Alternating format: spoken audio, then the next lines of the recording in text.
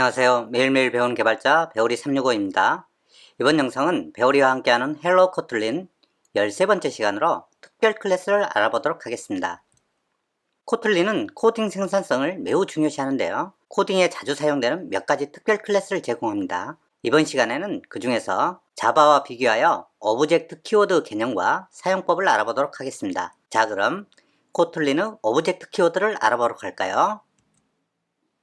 먼저 이전 영상에서 다룬 실드 클래스를 복습해 보도록 하겠습니다. 코틀린의 실드 클래스는 상속을 제한하는 특성이 있습니다. 실드 클래스로 선언된 myFamily는 같은 파일 안에서 선언된 클래스만이 myFamily를 상속할 수 있습니다. 현재 보시면은 dog 클래스와 human 클래스가 같은 헬로 코틀린 파일에 선언되어 있는데요.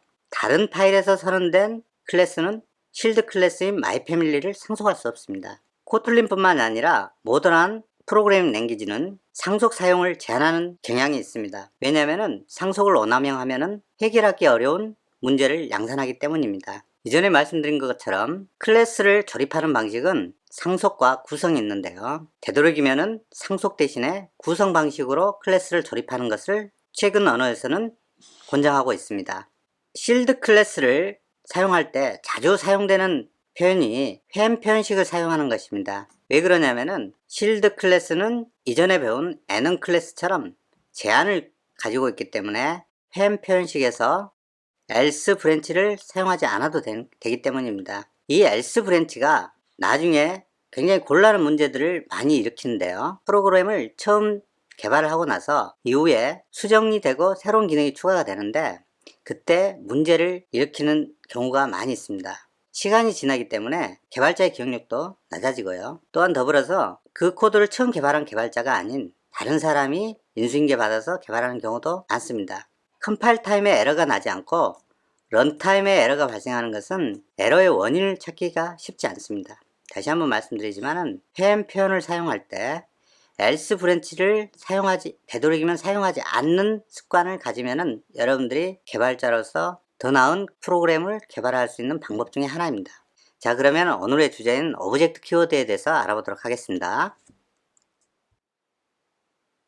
코틀린에서는 오브젝트라는 키워드가 있는데요. 자바의 스태틱 키워드와 그 사용 용례가 비슷합니다. 코틀린에서는 이 오브젝트라는 것을 객체지향 프로그램에서의 오브젝트 개념을 명확하게 하고 있습니다. 이번 시간에는 프로그램을 코딩하는 것보다는 오브젝트 키워드의 개념을 이해하는 것에 포커싱을 하겠습니다. 이전 클래스 영상에서 프로그램이 구동할 때의 메모리 구조를 살펴봤는데요. 이번에도 같은 방식으로 설명하도록 하겠습니다.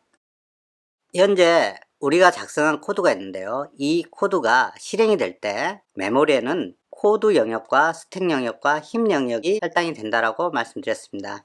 자, 다시 말해서 object.kt가 이 코드 영역에 메모리에 로딩 되는 것입니다. 메모리에 로딩이 끝나고 나서 CPU가 코드 영역에 라인들을 하나하나씩 수행을 하게 됩니다. 먼저 우리가 일반적인 클래스와 객체의 사용법을 알아볼 텐데요. 현재 보시면은 루커 디스패처라는 게 일반적인 코틀린 클래스입니다. 이 클래스의 선언부는 코드에 있겠죠. 근데 프로그램이 메인 함수를 실행하게 되면은 스택에 메인 함수에 해당하는 컨텍스트를 만들겠죠. 자, 그 다음에 수행을 합니다. 먼저 럭키 디스패처 객체를 만들죠. 이 객체는 힙 영역에 만들어집니다. 그리고 스택 영역의 D1에 대한 메모리를 확보하고 힙 영역에 만들어진 럭키 디스패처 객체의 주소값을 저장을 하게 됩니다. 자, 그 다음에 두 번째를 수행하겠죠. 이번에도 럭키 디스패처 객체를 만들죠. 힙 영역에 또 다른 디스패처 객체가 만들어집니다. 그리고 D2라는 변수의 메모리 영역에 두 번째로 만들어진 럭키 디스패처 객체의 주소값이 저장이 되게 됩니다. 자, 이게 일반적인 코틀린의 클래스와 객체 생성에 대한 개념입니다. 자, 그리고 객체가 만들어졌으면은 그 객체의 메서드를 사용을 할 수가 있겠죠. 자, 이번에는 익명 객체에 대해서 알아보겠습니다. 렌트 프라이스가 있는데요. 스택에 메인 함수 컨텍스트가 있고요. 그 다음에 렌트 프라이스라는 함수가 호출되면은 렌트 프라이스에 대한 컨텍스트가 푸시됩니다. 렌트 프라이스를 호출을 하면은 렌트 프라이스 함수 안으로 분기가 되겠죠. 코틀린의 오브젝트 키워드가 사용됐는데요. 이것은 자바의 익명 클래스 사용법과 같습니다. 이름이 없는 객체를 만드는 것이죠. 자, 속성은 스탠다드와 패스트비티와 스페셜이라는 속성을 갖는 객체를 만듭니다. 당연히 힙이 만들어지겠죠. 그리고 거기에 대한 레퍼런스가 스택의 렌트 프라이스 컨텍스트에 있는 데이 레이트의 주소값이 할당되게 됩니다. 자, 이 객체가 만들어지고 이 함수가 리턴이 되게 될 텐데요. 이 렌트 프라이스 컨텍스트는 탑돼서 없어지고요. 그 안에서 만들어졌던 익명 객체도 없어지게 됩니다. 자, 우리가 익명 객체를 사용하는 것은 다시 말해서 이름이 없는 객체죠. 임시로 한번 필요에 따라서 그 함수 안에서 사용하고 버릴 목적으로 만들어지는 객체입니다. 그 다음에는 싱글톤 객체에 대해서 알아볼 텐데요. 여기서 두오스는 클래스 이름이고요. 그 클래스의 멤버 함수가 takeParams 멤버 함수가 있습니다. 선언부를 보시면은 여기에 오브젝트 키워드가 사용되어 있고요. 위에서 보면은 이거는 오브젝트 표현식으로 사용됐습니다. 때문에 우변에서 사용됐다는 것이고요. 키워드가 이것은 문장으로 사용됐습니다. 두오스라는 클래스를 선언해 주는 건데 클래스라는 키워드는 사용하지 않고요. 오브젝트만 사용했습니다. 이거는 자바의 스태틱 클래스를 만들 때 사용하는 것과 같은데요. 이 오브젝트 키워드로 만들어진 객체의 특성은요. CPU가 이 문장을 만나게 되면은 힙에 두오스 객체가 만들어지고요. 그 다음에 스택에서 takeParams 컨텍스트가 만들어지고 takeParams로 분기해서 명령문을 실행을 하겠죠. 오브젝트로 만들어진 객체의 특성은 싱글턴 특성이 있는데요. 현재 문장 다음에 또 두오스가 올 수가 있는데요. 때는 두오스 객체를 만들지 않습니다. 힙의 두오스의 객체는 하나밖에 만들지 않는 특성이 있습니다. 그게 싱글턴 객체라고 그러는데요. 여러분들이 애넌 클래스를 이전에 다뤘는데요. 애넌 클래스에 선언된 객체들도 싱글턴 특성이 있습니다. 다음으로 프로그램이 빅벤의 getBongs라는 메서드를 호출하였는데요. 빅벤이 어떻게 선언되어 있는지를 한번 보겠습니다.